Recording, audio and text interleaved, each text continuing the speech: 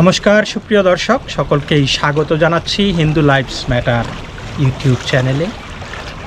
দর্শক, সত্য যে কঠিন, কঠিনেরে ভালোবাসিলাম, সে কখনো করে না বঞ্চনা। এই খ্যাদোক্তি করেছিলেন মনের কবি, মননের কবি, হৃদয়ের কবি, মানুষের কবি, প্রকৃতির কবি, কবিগুরু রবীন্দ্রনাথ ঠাকুর। মৃত্যুর মাত্র 2 মাস আগে জীবনের নানান ঘাত প্রতিঘাত, পরিবারের অনেক মানুষের মৃত্যু, সমাজের অবক্ষয়, বিশ্বযুদ্ধের ঘনঘটা, লক্ষ লক্ষ মানুষের মৃত্যু, এইগুলি দেখে তার এই খ্যাদোক্তি, সত্য যে কঠিন, কঠিনেরে ভালোবাসিলাম, সে কখনো করে না বঞ্চনা।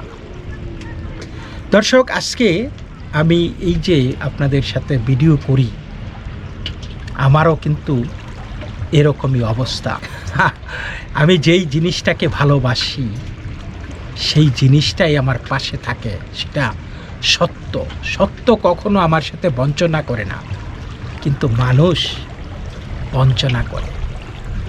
আমি যদি হিন্দুদের নিয়ে কথা বলি, একটা জিনিস নিয়ে কথা যখন বলবো, তখন আরও 99টা আমার বিরুদ্ধে চলে যায়। কারণ হিন্দুরা শতধা বিভক্ত। আমি এক পক্ষে গেলে 99 পক্ষ আমার পিছনে লাগবে। হিন্দুদের 100টা প্রবলেম চারিদিকে। এই যে নানান জাতপাত তো আসেই, জাতপাত, তারপরে গুরুবাদ, এই জিনিসগুলি নিয়ে আমি কথা বলি না। কারণ এই কথা বললে এই কথা আর শেষ হবে না। আমার শত প্রবলেমের বাইরেও এই প্রবলেমগুলি, এবং এই প্রবলেমগুলি যে কত বড়, আমি যদি আজকে কথা বলতে চাই, এই যে গুরুবাদ শব্দটা বলেছি, তাতেই কিন্তু আমার মুন্ডুপাত শুরু হয়ে যাবে। জাতপাতের বিষয়টা তো আছেই, নানানভাবে তারা আমাকে লেকচার দিবে যে আপনি জাতপাতের পুরা মাহাত্ম্য জানেন না। আমি সবই জানি, এবং আপনারাও জানেন, যারা বলেন তারাও জানেন জাতপাতটা কেন, কিন্তু তারপরেও সেই মাহাত্ম্য অনুযায়ী কিন্তু আপনারা কেউই জীবন ধারণ করেন না, বা আমরাও করি না। সেই ঘুরে ফিরে যেইটা আপনাদের ভালো লাগে, আপনারা যেইভাবে বোঝেন, মানে প্রকৃত বোঝাটা না, বিকৃত বোঝাটাকে নিয়েই জীবন চালান। কিন্তু যখনই আমি সেইখানে কথা বলবো, তখন সেই মধুর চাকের মতো মৌমাছি এসে আমাকে ঘিরে ধরবে। এই যে জাতপাত, এই যে গুরুবাদ, এখন এই গুরুবাদ এমন একটা পর্যায়ে চলে গেছে যে মানে গুরু হয়ে গেছে এখন ঈশ্বরের চাইতে বড় ঈশ্বর। নিশ্চয়ই আপনাদের সেই 80-র দশকের আগের সেই গল্প, সেই ঘটনাগুলো মনে আছে। ভগবান রজনীশ, ভণ্ড রজনীশ মনে আছে আপনাদের নিশ্চয়ই, নিজেকে ভগবানের চাইতে ঊর্ধ্বে তুলে ধরেছিল যে আমার নৈকট্য লাভ করলে, আমাকে পেলে, আমার কাছে আসতে পারলে তুমি ভগবানকেও পাবে, ঈশ্বরকেও পাবে, ঈশ্বরের কাছাকাছি আসতে পারবে। এবং তারপরে কি হলো আপনারা দেখেছেন সেইখানে। এবং এই যে তার এই ভক্তরা ভগবানকে এত ভালোবেসেছে, ভগবান রজনীশকে এত ভালোবেসেছে যে সেইখানে আমেরিকার অরেগনে তারা একটি শহর গড়ে তোলার জন্য পারমিট চেয়েছিল, এবং সেই পারমিট না পাওয়ার কারণে তার ভক্তরা সারা বিশ্ব থেকে হাজারে হাজারে ভক্তরা এসে সেইখানে এসে সেইখানকার মিউনিসিপ্যালিটির সরকারি চেঞ্জ করে ফেলেছিল। মিউনিসিপ্যালিটির যেই সরকার, সেইটাই মানে তারা ভোট দিয়ে সরকার চেঞ্জ করে একটা টাউন বানিয়েছিল, সেটা হচ্ছে রজনীশপুরী আর কি। সেই রজনীশপুরী তারপরে যখন এটা সরকারের, আমেরিকান সরকারের নখদর্পণে এসেছে, বিষয়টা বুঝতে পেরেছে এখানে যে ড্রাগ থেকে শুরু করে ব্যভিচার, অবিচার, মানে এমন কিছু নাই, প্রতারণা, সব কিছু এইখানে হচ্ছিল।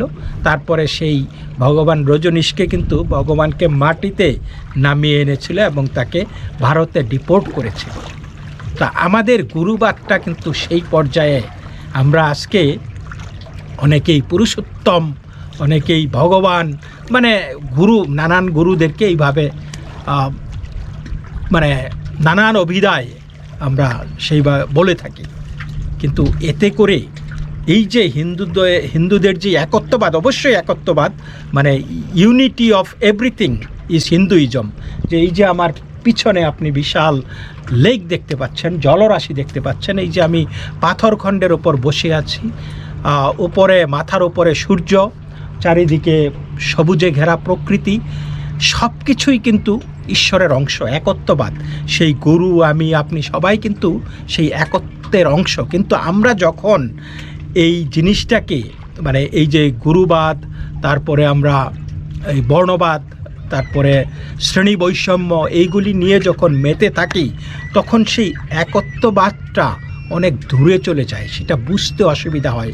বিকজ উই আর এই মানে কাজীর গরু কি আছে, কিতাবে আছে, গোয়ালে নাই, তাই না? সেই অবস্থা হয়ে গেছে যে আমাদের এই যে একত্ববাদটা আমাদের কিতাবে আছে, আমাদের পাঠ্যপুস্তকে আছে, শাস্ত্রে আছে, কিন্তু আমরা সেটা বুঝি না। এবং সেটা বোঝার জন্য, সেই ধারণাটা অন্য কাউকে বোঝানোর জন্য যেই জ্ঞান গরিমা দরকার, সেটা কিন্তু সাধারণ অনেকের নাই।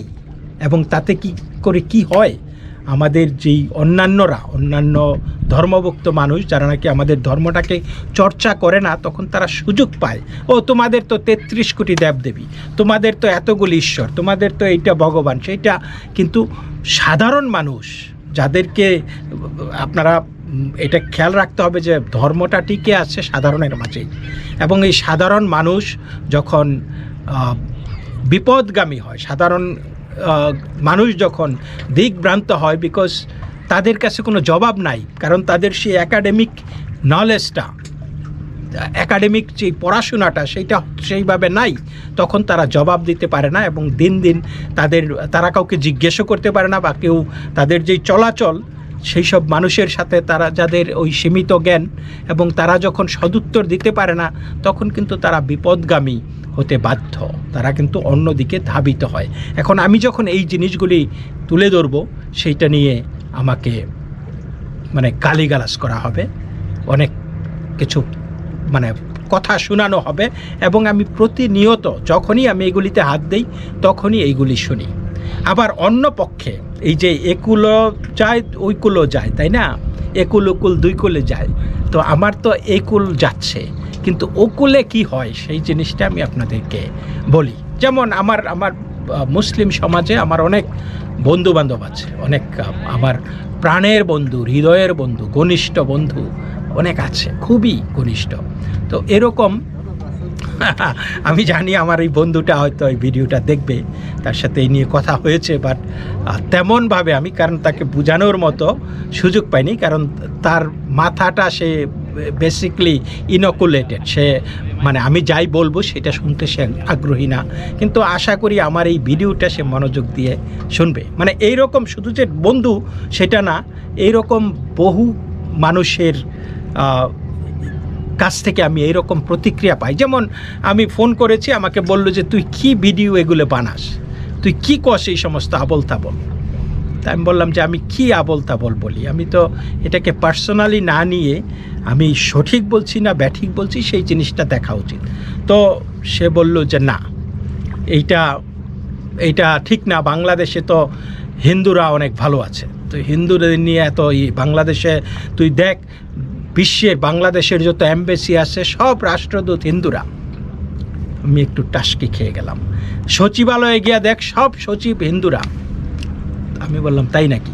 তখন আমি তাকে মানে বললাম যে listen, show me one Hindu ambassador. তুই তো বললি যে মানে সব অ্যাম্বাসেডার নাকি হিন্দু, তুই আমাকে একটা হিন্দু অ্যাম্বাসেডারের নাম বল, গুগল ইট।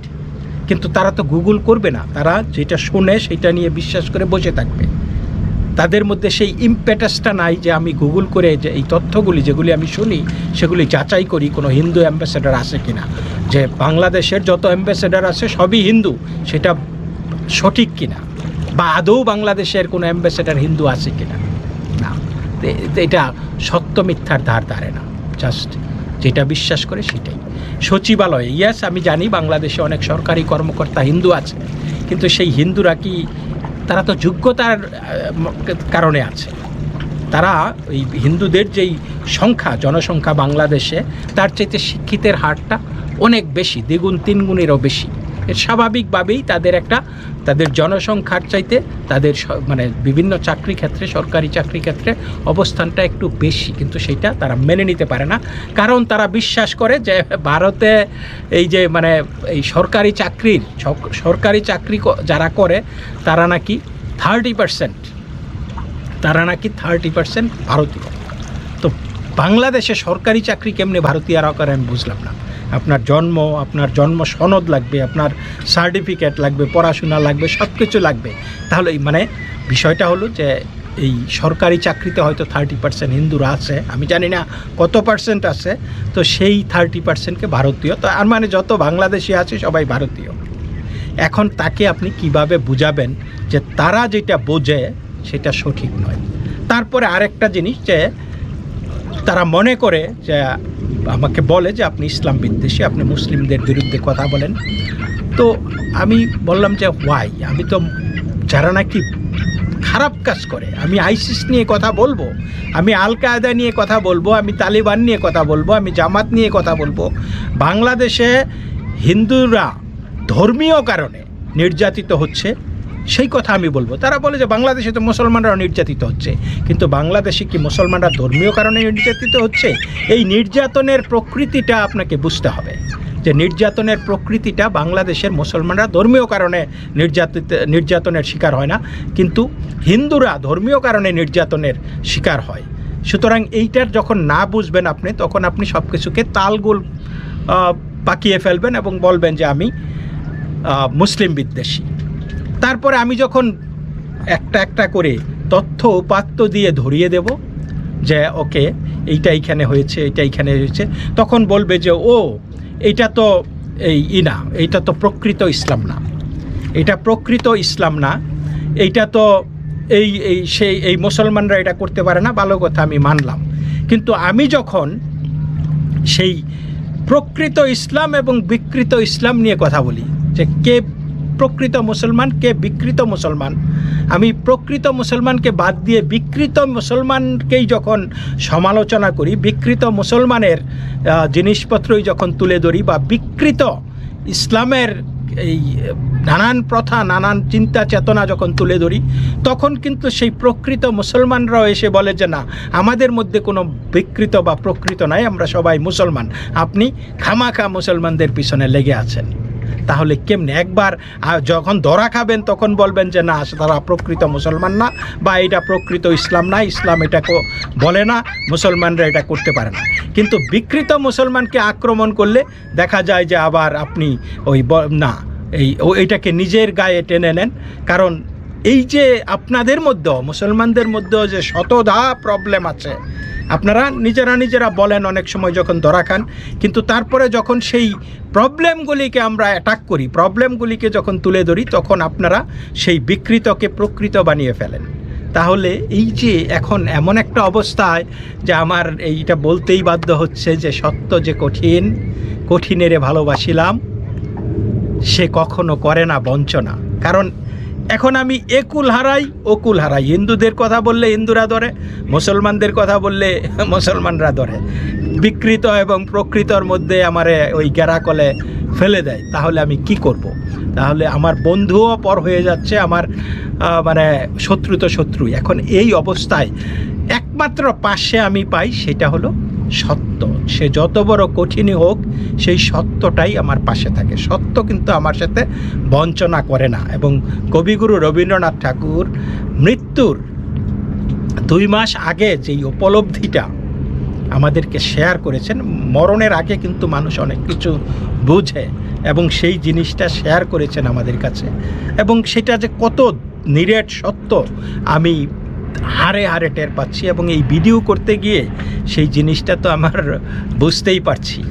তো এই যে কবিগুরু তার রূপনারায়ণের কুলে যেই একটি কবিতা লিখেছিলেন মৃত্যুর 2 মাস আগে, তিনি লিখেছিলেন, রূপনারায়ণের কুলে জেগে উঠিলাম, জানিলাম এ জগৎ স্বপ্ন নয়। ভাবতে পারেন যে কেন কবিগুরু রবীন্দ্রনাথ ঠাকুর বলিলেন যে এই জগৎ স্বপ্ন নয়। রক্তের অক্ষরে দেখিলাম আপনার রূপ, রক্তের অক্ষরে দেখিলাম আপনার রূপ। তার মানে কি, আমি এই যে আমরা মানুষ, আমরা আমাদের আমরা যারা হয়তো নিজেদেরকে আমরা চিনতে পারি না, কিন্তু এই যে আমাদের নানান ঘাত প্রতিঘাত, আমাদের চারিদিকে যা হচ্ছে, এই যে খুন খারাপি, হিংসা, হানাহানি, এত রক্তপাত, রক্তক্ষয়, এর মধ্যে আমি খুঁজে পেয়েছি যে আমি একজন মানুষ, আমার রূপটা ওই রকমই, আমিও তাদেরই মতো। চিনিলাম আপনারে আঘাতে আঘাতে, বেদনায় বেদনায়। তা আমারও মনে হচ্ছে যে এই যে আমি রীতিমতো অপদস্থ হচ্ছি নানানভাবে।